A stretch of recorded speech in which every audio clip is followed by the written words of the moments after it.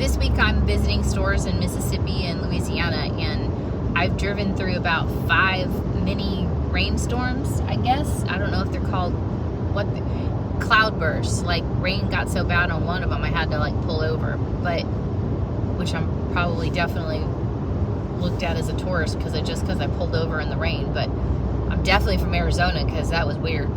Anyway, my point being, when you're looking at your website, when you're looking at where to add SEO value, and then I'll get into the other part of it for fixed ops, like, and I've talked about this, like I'll die on this hill.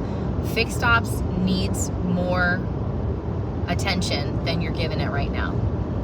So I know a couple of dealerships that I work with have actually gotten to crafting individual pages for some, if not all the services they do. Well, not all, like probably about 30% of the services they do, but concentrating on those high points of defection: the brakes, batteries, tires, oil changes, wiper blades, engine air filter, cabin air filter, those types of things.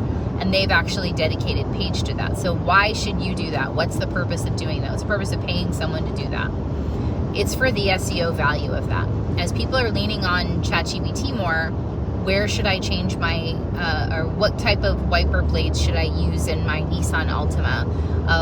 Where should I get my brake rotors checked for my Ford F-150? As those types of questions into ChatGPT are becoming super prevalent, every one of my stores has at least maybe 3 to upwards of 50 different searches in ChatGPT according to their Google Analytics. That's where they're coming from. So making sure that you're ahead of the game by making sure those specific fixed ops items have SEO crafted into your website.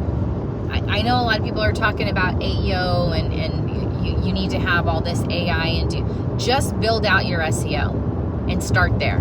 Like, a lot of people don't even have their SEO in line, and someone's talking to them about building out AI, bot crawlers, specific traffic. Start with your SEO. Start with the basics and then work your way from there. So crafting the specials page to where it's not just another search results page, another SRP list full of vehicles. Crafting it to where you can repurpose the banners that you're using on your homepage, and then you can actually make that your specials page. Just stack those one on top of the other, and you can make that your specials page.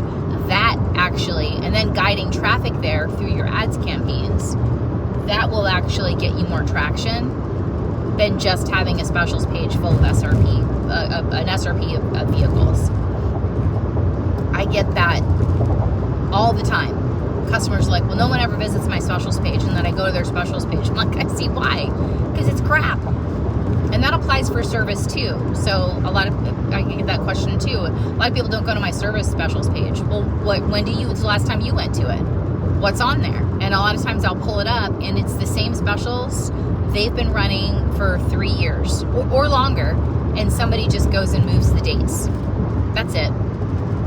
I had a store who had a fall brake special, and I've had the store for over a year, and they had a fall brake pad special that's been on there since I started with the store in November of 2024. So all I'm saying is that if you're going to craft evergreen type service ads, make sure they're relevant to the time of year. There's some that are always going to be relevant. Although that core 4, those high points of defection, those are always going to be relevant. But there are some others. So sometimes manufacturers do a buy 3, get 1 tire for $1 special.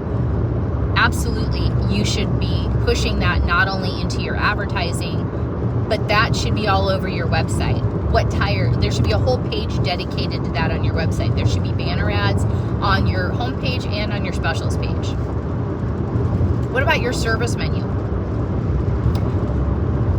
Do you have, when I walk into your service drive, I can obviously see your service menu posted on the above the service advisors. That's typically where everybody posts it, because you have to.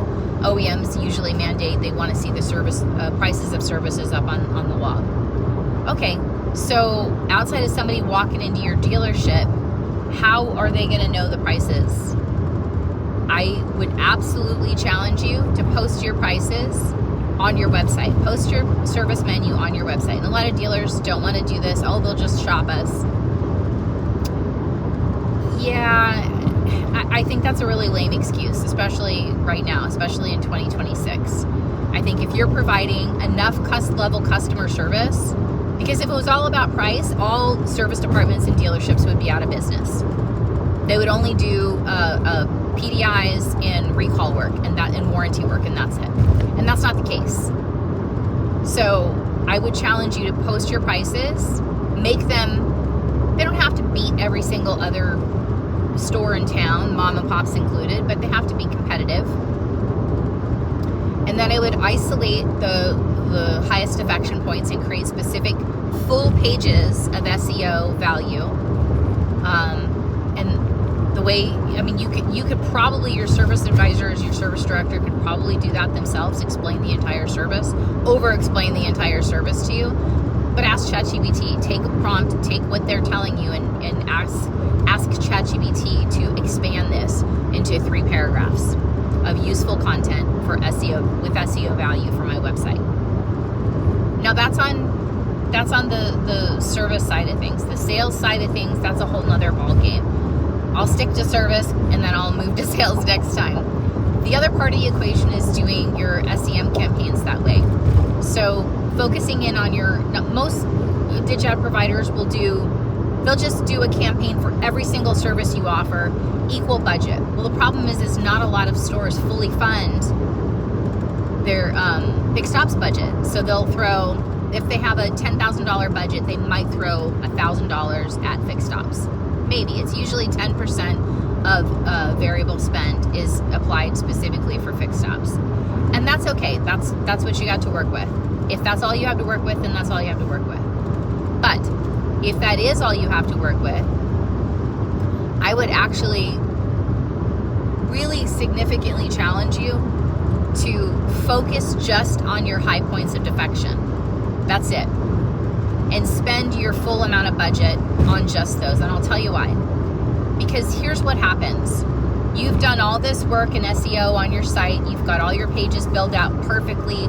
You've got plenty of valuation on there. You're getting found in ChatGPT.